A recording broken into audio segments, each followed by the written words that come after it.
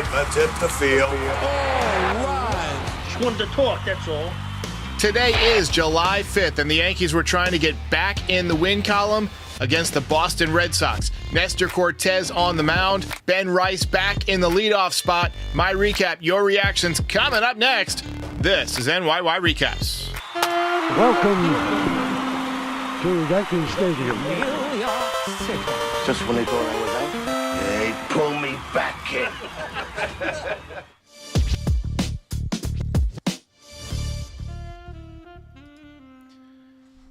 Is it somehow possible to be both astonished and not surprised at the same time? Because that's how I feel right now. Welcome back, everybody. Welcome back. Another beauty of a performance by the New York Yankees. For those of you who are listening, there's a topic bar on my screen, and it says, Game 90, Yankees blow lead to Sox. I probably could have stopped typing after the word blow.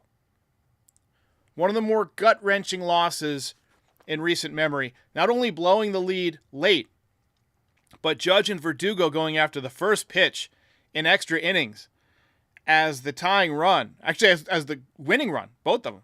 And they both popped up on the first pitch trying to hit a home run. Sloppy game from both sides, but the Yankees refused to be out-mediocred. Once again, utterly ineffective offensively, and great performance by Nestor Cortes, but the bullpen, aside from Luke Weaver, unmitigated disaster. Clay Holmes was Clay Holmes. He is who we thought he was. Blew a 2-run lead with 2 outs in the 9th inning. You know why? Because he's not a closer. We've been saying it all year. You don't need to be Sherlock Holmes to recognize that Clay Holmes is absolutely, positively not a closer. Period. Full stop. Get it tattooed. Get it engraved. Clay Holmes is not and never will be a closer. Yet the Yankees keep running him out there. Unserious. Unserious organization. What a waste of a great pitching performance from Nestor Cortes, too. I mean, he was terrific. Austin Wells had a multi-hit game, one of the few bright spots. LeMahieu. He continues to look so old that I'm tempted to vote for him for president. Gleyber Torres left the game with a groin issue, and for some reason the Yankees are not getting testing.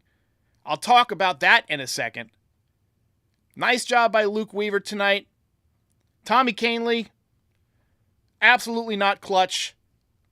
Another bad performance for the Yankees.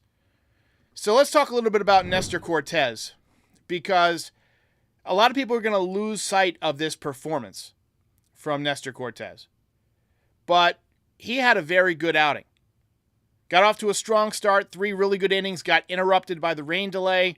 I was a little bit worried that when play resumed, it would throw him off a little bit, but he was fine. He came back out after the delay and worked a scoreless 4th inning, served up a solo home run in the 5th, and then worked an easy 6th inning. I thought he got some calls, but he took advantage of a bigger zone. 6 spectacular innings from Nestor Cortes.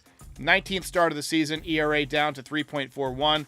He's given us 111 innings with a 1.08 whip. Very nice bounce back season from Nestor.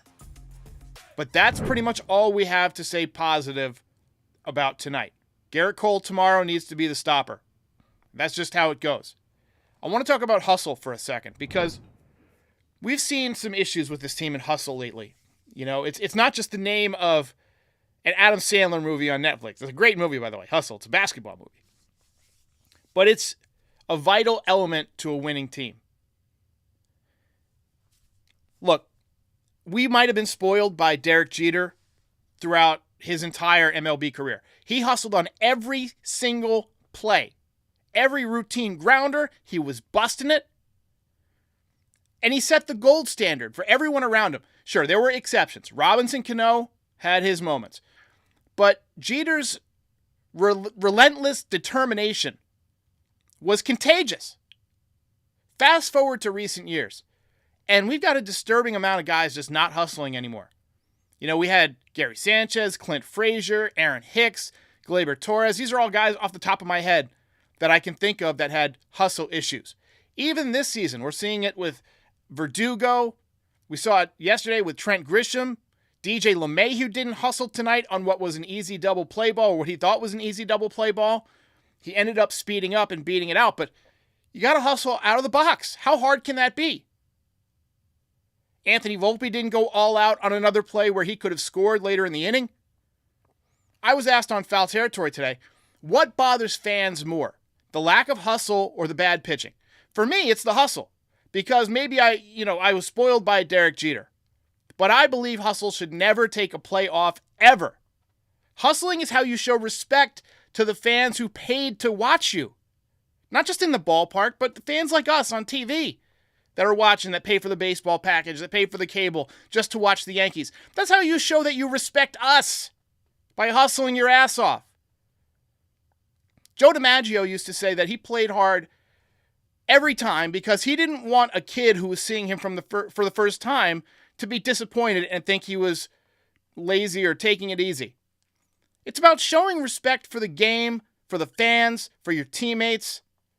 In baseball, hustle is not negotiable. It's very, very simple. Run hard until you're called out. It requires zero talent. The only person I would give a pass to is Giancarlo, because if he runs hard, he's going to end up in a casket. But that's all there is to it. Run hard. Let's get back to that standard. Torres was running hard. He ended up hurting himself.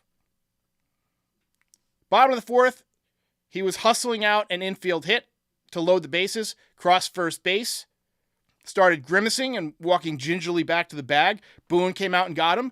They said it was right groin tightness, but that they weren't going to have any imaging done. To which I ask, why the hell not?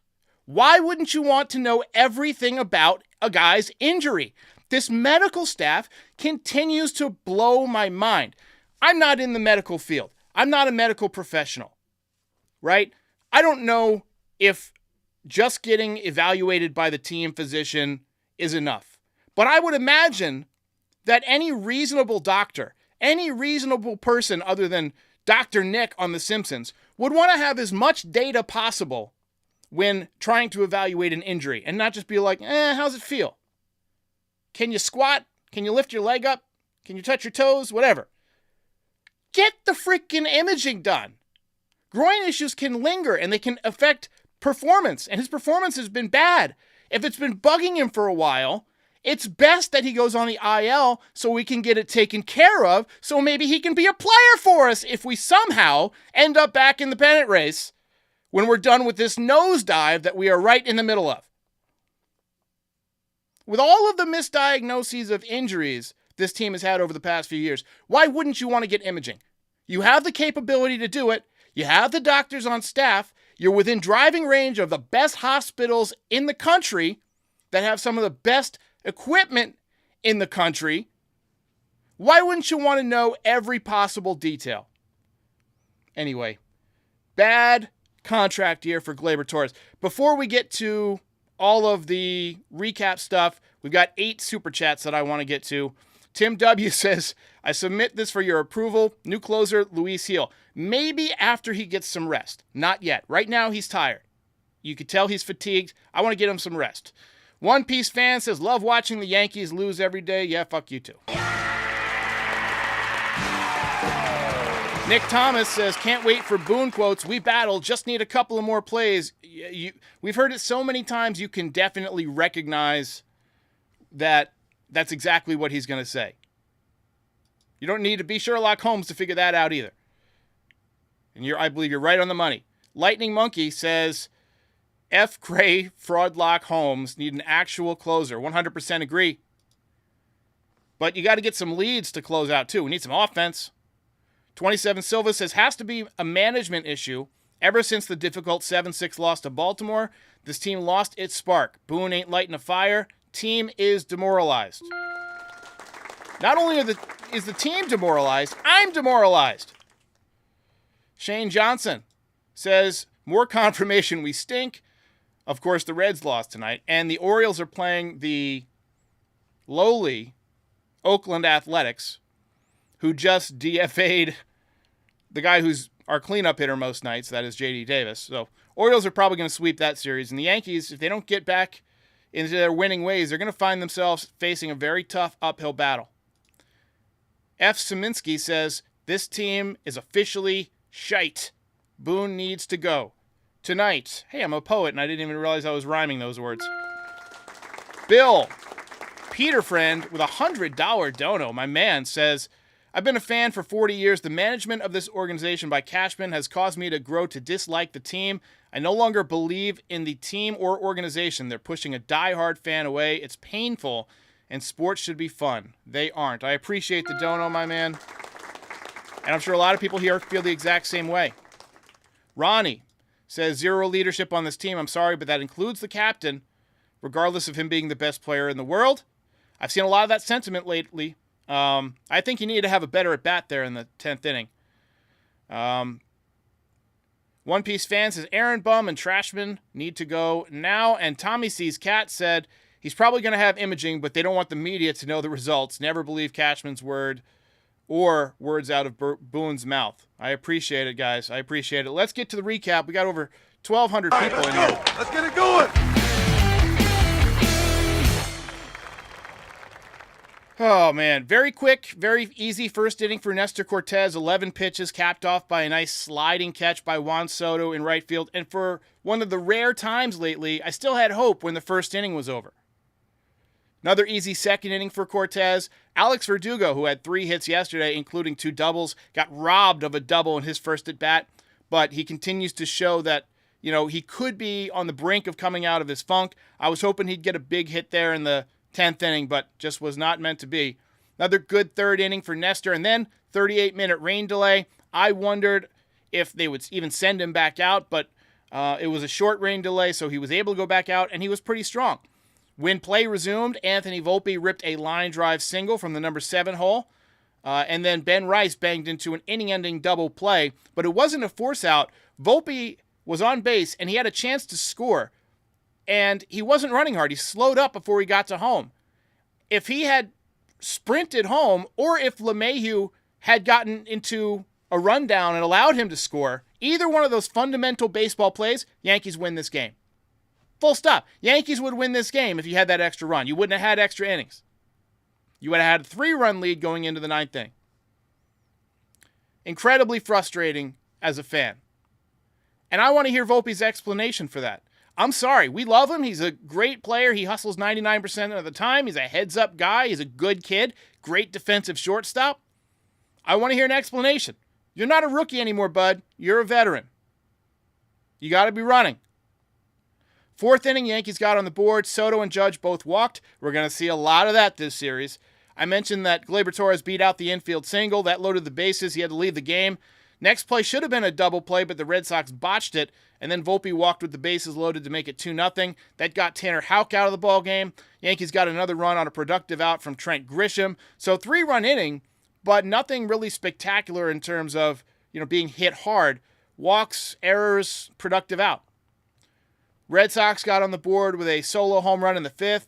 Nestor avoided further damage. I thought he showed some toughness, coming back after the rain delay and pitching strong 4th, 5th, 6th.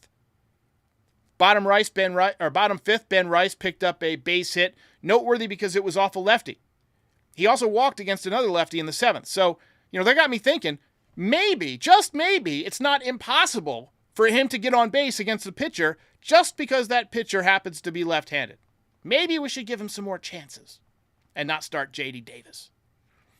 Nestor was done after 6 innings. Final line, 3 hits, 1 run, 1 walk, 8 strikeouts. Dominating performance. He had the Red Sox off balance all night. It's hard to steal 9 bases when you only get 4 base runners. 97 pitches, 68 strikes, 17 swings and misses. So really effective night for Nestor Cortes.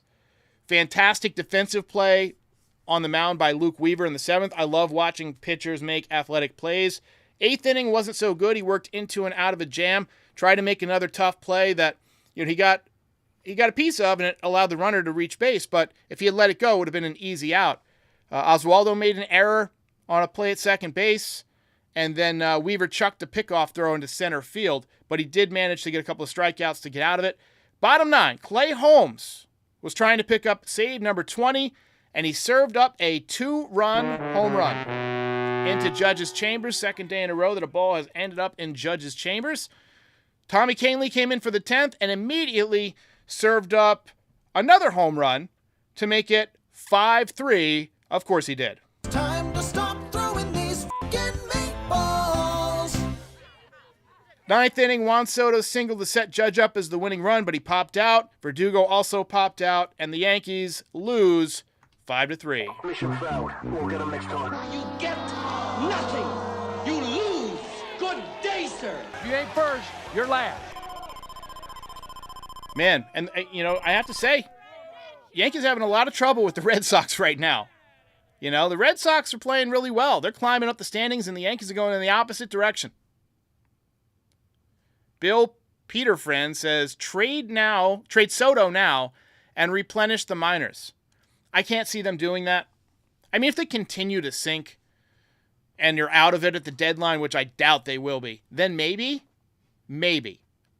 But I doubt they'll do that.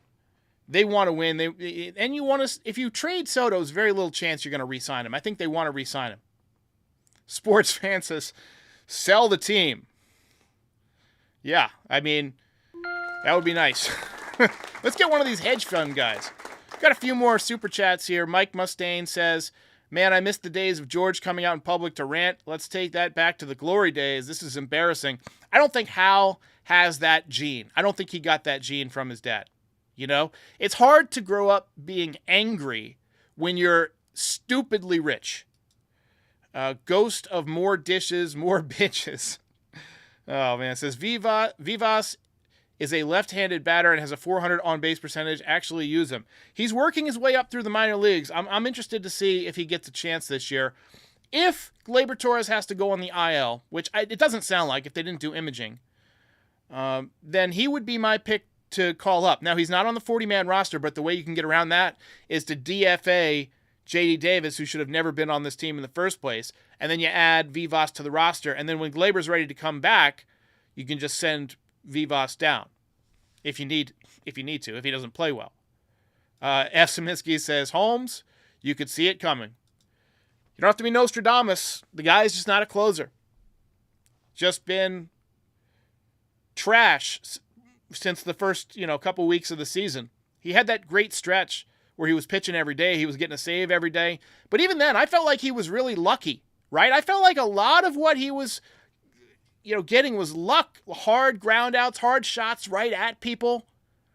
And he just somehow managed to wiggle his way out of it a lot of times. And now, ball's starting to go out of the ballpark. He's not having that luck anymore. And it is a shame, as someone points out, that this happened on George Costanza bobblehead night. Absolutely. Packed house. One of the best giveaways I've seen in years. That's painful, man. Michael Pacioni says this team is raw sewage.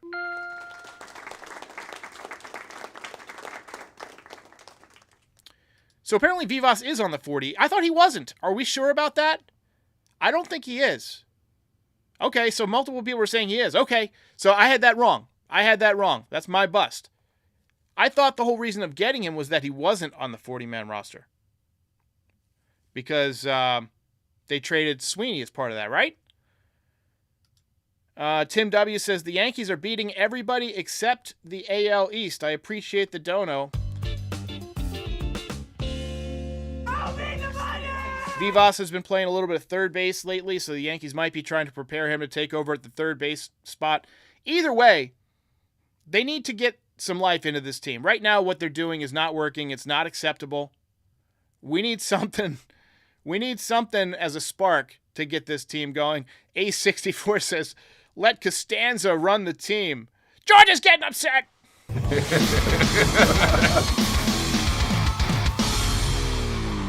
Over here, winning. Tony Wilson says, after some rest, please put Luis Gil in as the closer. Sounds like they're not even going to give him rest. They're going to run him out there again on regular rest next time when it's clear to anybody who's watching that he's out of gas. I mentioned this on Foul Territory today also. You can tell a lot about a pitcher by the results of their misses, right?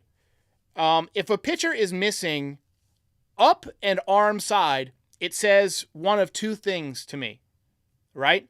It says either they're opening their front side too early, like Clark Schmidt was when he first got to the Yankees. Open up your front side early, and it causes your arm to kind of fly open and drag. Or it signals fatigue because your arm is just a little bit slower. And that's what we're seeing. The velocity has been there, but guys aren't swinging through. He had one swing and miss last time. He's tired. They need to give him some rest. 100% agree. Anyway, Lou Rom says, reminder of August 2023. Those were some bad memories, my man. Those were some bad memories.